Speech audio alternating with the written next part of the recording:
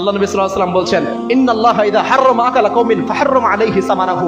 আল্লাহ সুবহানাহু ওয়া তাআলা যখন কোনো জাতির উপর কোনো কিছুকে খাওয়া হারাম করেন, ফাহাররামা আলাইহি সামানাহু, অতঃপর সেটার ব্যবসা করাকেও আল্লাহ হারাম করে দেন।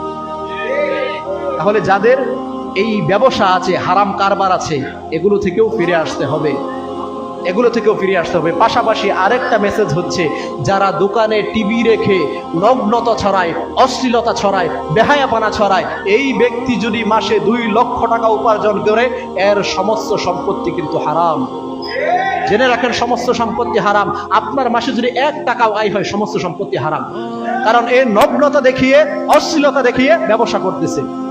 ব্যবসা আল্লাহ হালাল করেছেন, সেই হালাল উপক্রমেই আপনাকে ব্যবসা করতে হবে। সেখানে হারাম যদি নিয়ে আসেন, আপনার সমস্ত সম্পত্তি হারাম। আল্লাহ নবী সাল্লাল্লাহু আলাইহি ওয়াসাল্লাম বলছেন, লা ইয়াদখুলুল জান্নাতা জাসাদুন গুযযিয়া বিল হারাম। যেই দেহ হারাম দ্বারা গঠিত, যেই দেহের মধ্যে হারাম রক্ত আছে, যেই দেহের মধ্যে হারাম বিষয়বস্তু আছে, এই দেহ জান্নাতে প্রবেশ করবে, রাসূলের বক্তব্য।